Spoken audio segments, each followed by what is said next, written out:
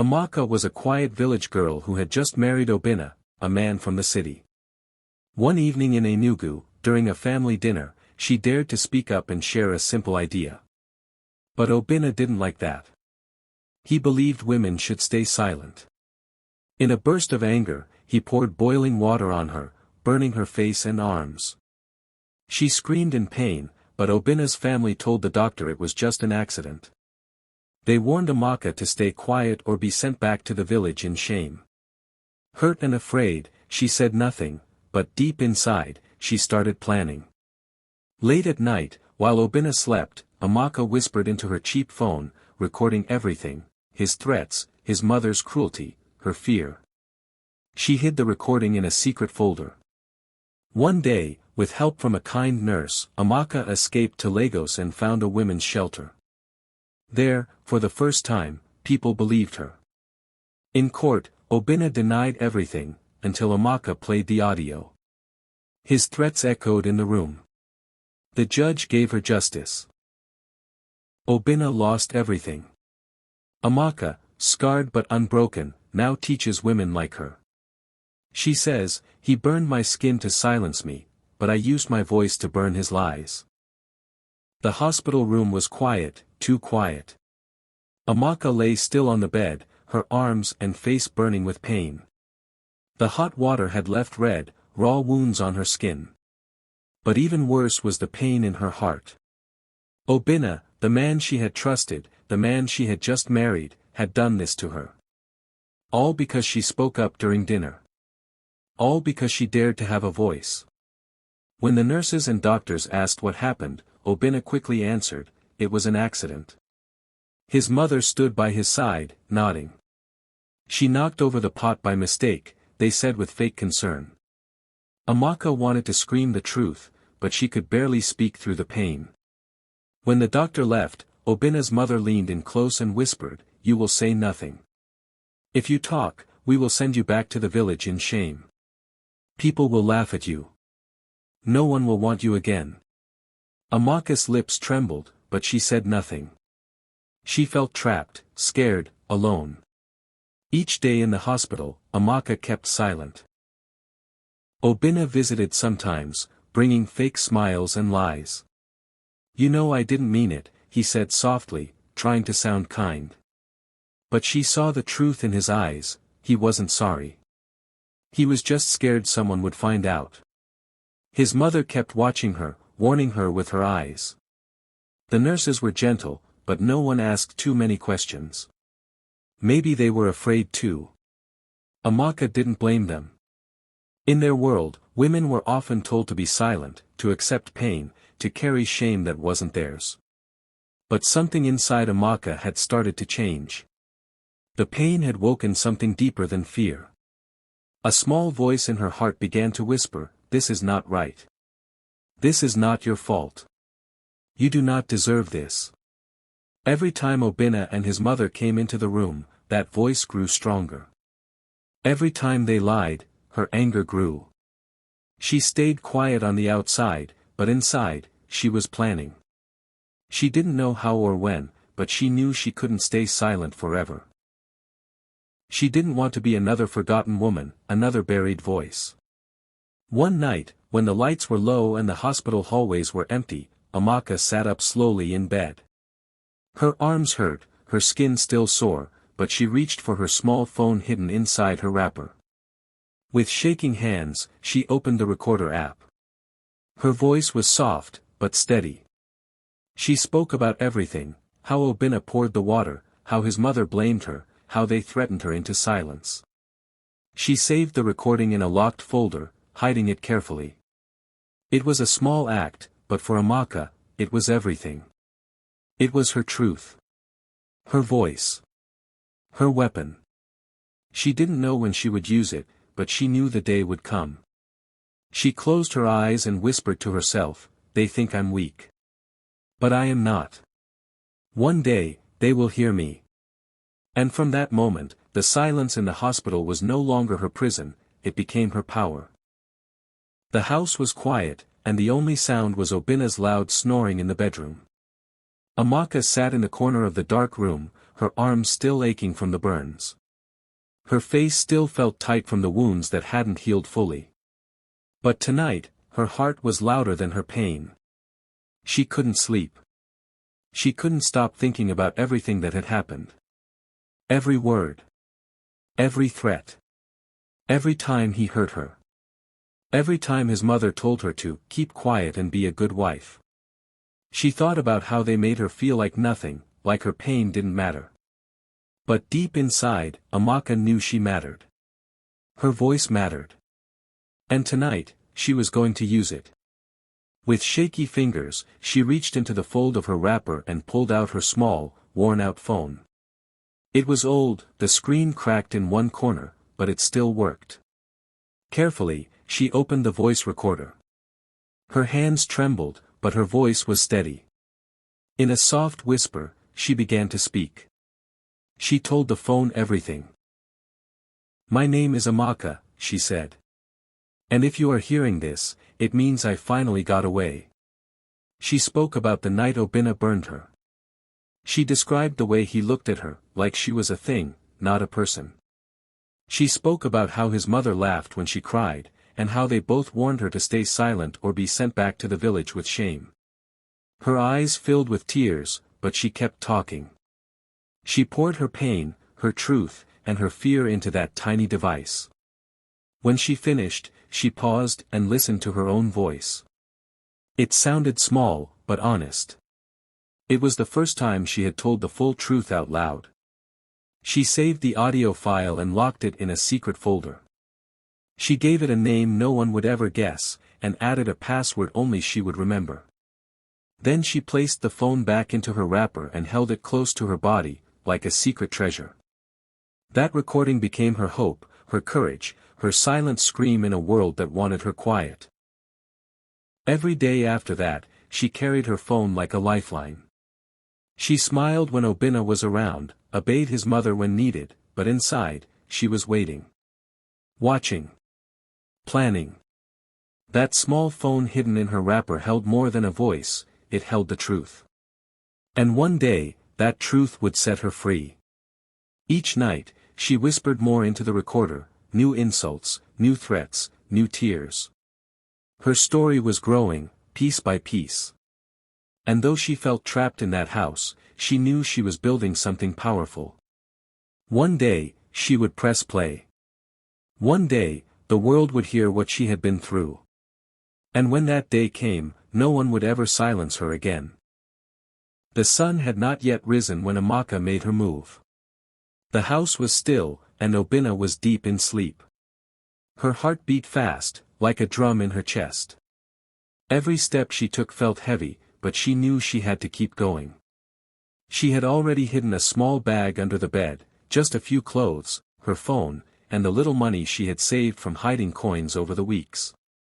But she was not alone this time. A kind nurse from the hospital had seen the truth in her eyes and the pain in her silence. The nurse had whispered one day while changing her bandage, "When you're ready, I'll help you." That day had come. Amaka slipped out of the house just as the sky began to turn gray. The nurse waited near the gate with a long scarf to cover her burns. They didn't speak much. They didn't need to. They both knew this was dangerous. But they also knew that staying was more dangerous. They boarded a bus heading to Lagos, sitting in the back, silent and scared. Amaka looked out the window the whole ride, her mind racing. What if he found her? What if he dragged her back? But she held her phone tight in her lap, her voice was in there. Her proof. Her safety. When they arrived in Lagos, the nurse led her to a small women's shelter tucked away on a quiet street. It didn't look like much from the outside, but inside, Amaka saw something she hadn't seen in a long time: kindness. Warm eyes. Soft voices. Women, just like her, with scars on their bodies and stories in their hearts. For the first time, Amaka didn't have to explain her pain. They already understood. No one asked her to be quiet. No one told her to stay for the sake of family. Here, her voice mattered. A young lawyer at the shelter listened to her recording. When Amaka pressed play, her hands were shaking. She felt sick hearing Obina's voice again. His threats. His hate. "Next time you open your mouth, I'll pour acid," he had said. The lawyer's face turned pale. She stopped the recording halfway and looked Amaka in the eyes. "We will help you," she said gently. "You don't need anyone's permission to get justice." That night, Amaka slept in a clean bed, her phone under her pillow, her heart finally a little lighter. She didn't know what tomorrow would bring, but she was no longer afraid. She had her story, she had support, and for the first time, she had hope. In the silence of the shelter, she whispered to herself, "I'm not going back. Not ever. I am not his property. I am not weak. I am Amaka, and I choose to live." Her journey was far from over, but she had taken the first step. And that step changed everything. The courtroom was full. People whispered as Amaka entered, dressed simply but standing tall. Her scarf gently covered the scars on her face, but her eyes were clear and steady. Obina sat at the other side, clean-shaven, wearing a suit, trying to look innocent. His mother sat beside him, holding her handbag tightly, whispering prayers under her breath. The judge entered, and the room fell silent. Then the case began. Obina's lawyer stood first, confidently saying, "My client is innocent. The burns were from an accident. There is no proof of any abuse." Obina nodded quickly, adding, "I love my wife. I never hurt her." People in the room looked confused. Could a man like him really do something so cruel? Then it was Amaka's turn. She stepped forward slowly, holding her cheap phone in both hands. Her heart beat fast, but her voice was steady. "Your Honor," she said softly, "I have something to play." She unlocked her phone, opened the secret folder, and tapped the audio file. The courtroom was silent. Then Obina's voice filled the room. Loud. Angry. Cruel. "Next time you open your mouth, I'll pour acid on your face," the recording said clearly. There was a sharp gasp from the crowd. A woman in the back covered her mouth in shock. Obina's mother froze. Her face turned pale.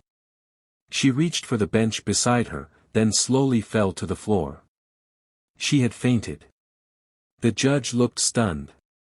The lawyer who had been defending Obina shook his head in disbelief, then slowly stood up. "Your Honor," he said, "I can no longer represent this man." And just like that, Obina was alone. He tried to speak, to lie again, but the room was no longer listening to him. Everyone was looking at Amaka.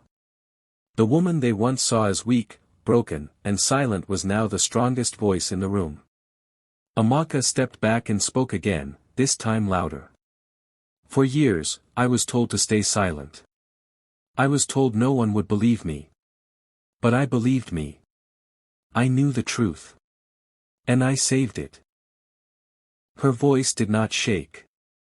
She stood tall, not just for herself but for every woman who had been hurt and told to stay quiet. The judge looked at her with respect. "Thank you for your bravery," he said. "We have heard enough." As Amaka walked back to her seat, people in the room began to clap, softly at first, then louder. Even the security guard at the door nodded in respect. Amaka did not smile, but her eyes filled with tears. Not from pain, but from relief. Her voice, once hidden in fear, had now changed everything. Obina was no longer in control. His lies had broken. And Amaka had finally spoken, not with screams, not with anger, but with truth. Loud. Clear. And proud. Everyone in the courtroom was silent as the judge picked up his papers and looked straight ahead. The air felt heavy. Amaka sat quietly, her hands shaking slightly on her lap, but her face was calm. She had come a long way. From that painful night when hot water burned her skin, to this moment, standing face to face with justice. Obina sat across the room, no longer confident. His eyes looked tired. His shoulders had dropped. His mother sat beside him, holding her handbag tightly, praying silently. They both looked like they were hoping for mercy. But mercy was something they never gave Amaka. The judge spoke slowly and clearly. This court has listened carefully. The audio proof was clear. The witness statements were honest. Amaka was hurt, abused, and silenced in her own home. But she stood strong. She is not weak. She is not someone's property. She is a human being, and she deserves justice. Amaka felt tears fill her eyes. Not tears of sadness, but of relief. The words she never thought anyone would say were finally spoken, out loud, for the whole world to hear. The judge turned to Obinna. You are found guilty of assault, threats, and emotional abuse. You will be sentenced to prison. Your business license is hereby revoked. You cannot run a business when you cannot even protect the people under your own roof. Obinna lowered his head. He didn't argue. He didn't move. For the first time, he had no control, and it showed. Then the judge turned to Obinna's mother. You encouraged this violence. You forced Amaka into silence. You protected your son instead of the woman he was supposed to love. For that, you are charged with abetting abuse. Her hands trembled, and she looked away. There were no excuses left. Her silence, her insults, her cold heart, all of it had finally caught up with her. The judge then looked at Amaka. His voice softened. To you, Amaka. You have shown strength, wisdom, and courage. You did not only fight for yourself. You stood for every woman who has been told to stay silent. For your pain, this court awards you financial compensation. But more than that, we offer you something bigger. A chance to help others. There is a position open at a women's shelter. They need someone who understands pain. Someone who knows how to listen. Someone like you. Amaka could hardly breathe. A job. A new life. A way to turn her pain into power. People in the courtroom began to clap. Some even stood. Amaka looked down, her phone still in her hand, the same phone that once held her secret recordings. Now, it held her victory. She stood up slowly, her legs feeling light. As she walked out of the courtroom, the sun hit her face. The light felt warm. Free. She touched her scars, not with shame, but with pride. They were no longer marks of pain. They were symbols of survival. She whispered to herself, I am not anyone's property. I am my own. And with that, Amaka walked forward into a new beginning. The room was filled with women, some crying, some smiling, all listening. Amaka stood in front of them, the same shelter where she once arrived scared, hurt, and silent. Now, she was no longer hiding. She held a microphone in one hand, her other hand gently touching the scarf that still covered the scars on her face. But today, she wasn't speaking from pain, she was speaking from power. I came here broken, she said softly, but I found strength in my silence, and then I found power in my voice. The women in the room watched her with wide eyes. Many of them had their own wounds, some you could see, some you couldn't. Amaka continued, the man who hurt me thought I would stay quiet. He poured boiling water on me just because I had an opinion. But look at me now, standing, speaking, and healing. Her words were simple, but they shook something deep in everyone. Phones were out. Some women recorded, others just held each other's hands. Her final words went viral across social media, he silenced me with boiling water, but I used my voice to burn his legacy. That line was shared, repeated, and remembered. Amaka had become a symbol of survival, of courage, and of justice. She didn't just escape. She rose. And now, every time she spoke, another woman somewhere in the world found hope to speak too.